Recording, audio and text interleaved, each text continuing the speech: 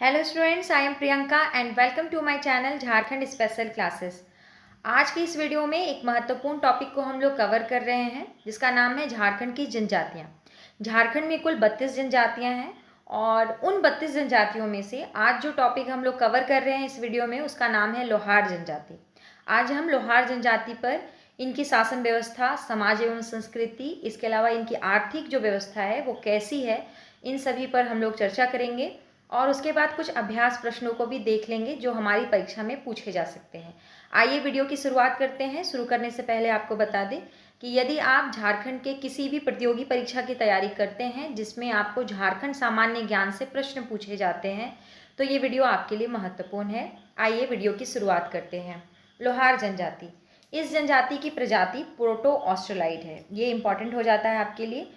प्रजाति का संबंध किससे है तो प्रोटो ऑस्ट्रेलाइड से है। इस टाइप के क्वेश्चन पूछे जाते हैं।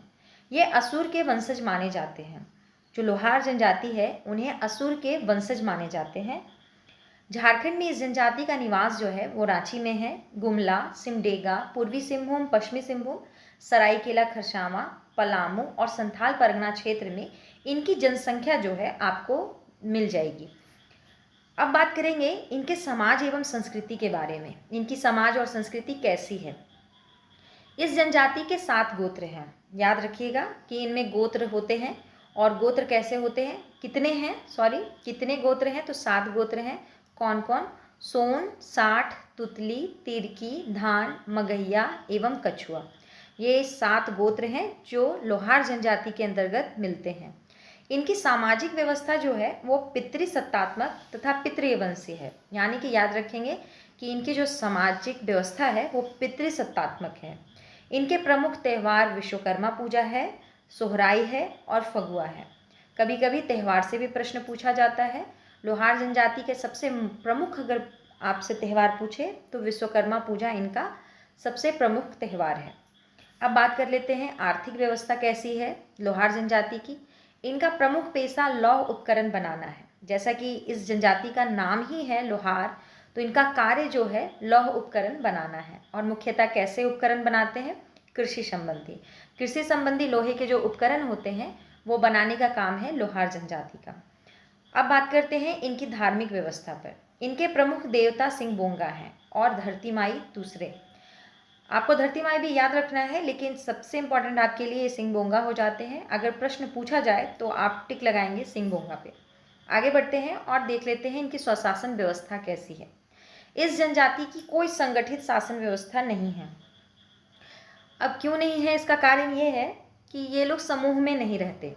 और भी जनजातियां हैं, उनमें बहुत सारी ऐसी जनजातियां हैं, जनरली ऐसी हैं जो समूह में निवास करती हैं, जिसके कारण उनकी एक व्यवस्था होती है।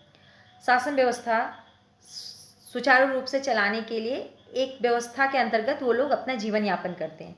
लेकिन लोहार जनजाति जो है वो आपको हर गांव में मिल जाएगी और बहुत अधिक परिवार नहीं मिलेगा, 1 से 2 परिवार आपको हर गांव में मिल जाएंगे, जिसके कारण ना समूह में ये रहते हैं और ना इनके लिए कोई शासन व्यवस्था संगठित तौर पर है। इस जनजाति की कोई संगठित शासन व्यवस्था नहीं है, परंतु अपनी जातिगत समस्याओं को सुलझाने हेतु जाति पंचायत होती है। कैसी होती है? जाति पंचायत होती है। 2 गांवों के बीच के विवादों का निपटारा किसी खास मौके पर निर्मित अंतरग्रामीण परिषद के द्वारा किया जाता है। इनका जो अंतरग्रामीण परिषद है, जैसे कि मुंडा में होता है और भी नागवंशी शासन व्यवस्था है, इन सब में भी हम लोग अंतरग्रामीण जो उनका परिषद था उनके बारे में पढ़ा, वो स्थायी थे। लेकिन इनका जो है लोहार जनजाति का वो स्थायी नहीं होता है। अगर कोई बड़ा विवाद हो गया तो उस समय एक परिषद बनाया गया और उसका निपटारा कर दिया गया, लेकिन स्थायी तौर पर ऐसी कोई व्यवस्था नहीं होती है। अब हमने पढ़ लिया लोहार जनजाति की शासन व्यवस्था, सामाजिक व्यवस्था, आर्थिक व्यवस्था, उनके धार्मिक व्यवस्था के बारे में। अब कुछ प्रश्न देख लेते हैं जो हमारी परीक्षा में पूछे जा सकते हैं। पहला प्रश्न है लोहार जनजाति की प्रजाति है, आपको बताना है कि किससे संबंधित है। द्रविड़ से, प्रोटो ऑस्ट्रेलाइड से, मंगोलाइड से या इनमें से कोई नहीं। तो इसका सही आंसर जो है वो प्रोटो ऑस्ट्रेलाइड हो जाएगा। क्वेश्चन नंबर 2 है लोहार जनजाति को किस का वंशज माना जाता है। तभी हमने पढ़ा था कि असुर जनजाति जो है, झारखंड की आदिम जनजाति कहते हैं असुर को, और ये लोहार जनजाति के लोग जो हैं वो असुर के वंशज माने जाते हैं। क्वेश्चन नंबर 3 है, लोहरा जनजाति की भाषा कौन सी है? मुंडारी है, कुडुख है कि सदानी है कि संथाली है? तो इसका सही आंसर जो हो जाएगा वो हो जाएगा सदानी। क्वेश्चन नंबर 4 है, लोहरा जनजाति के कितने गोत्र हैं? Option A 5, 7, 9, 12। तो अभी हमने पढ़ा था कि 7 गोत्र हैं। क्वेश्चन नंबर 5, इनमें से कौन सा एक लोहरा जनजाति का गोत्र है? तुतली, मगहिया, कछुआ, उपरोक्त सभी? तो इसका सही आंसर है उपरोक्त सभी।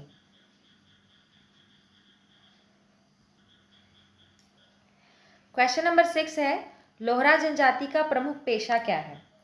जैसा कि इनका नाम है लोहार, उसी प्रकार लौह उपकरण बनाना इनका मुख्य पेशा है। आप ऑप्शन देख लीजिए, कृषि है, बुनकर है, लौह उपकरण बनाना या मजदूरी करना। तो मेन जो इसका सही आंसर हो जाएगा वो हो जाएगा लौह उपकरण बनाना।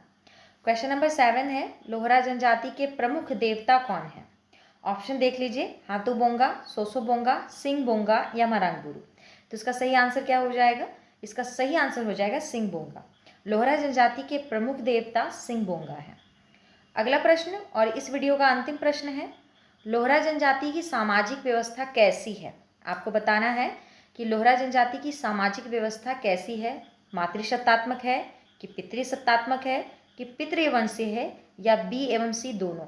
अगर इसे ऑप्शन बी मान लिया जाए और इसे सी और इसे ए, तो ऑप्शन दिया गया है बी एवं सी दोनों, तो सही है बी एवं सी दोनों, पितृसत्तात्मक और पितृवंशी। इसी तरह ये टॉपिक यहीं समाप्त हो गया। टॉपिक बहुत छोटा था और बहुत इंपॉर्टेंट भी है। एक प्रश्न आपको इससे देखने को मिल जाएगा।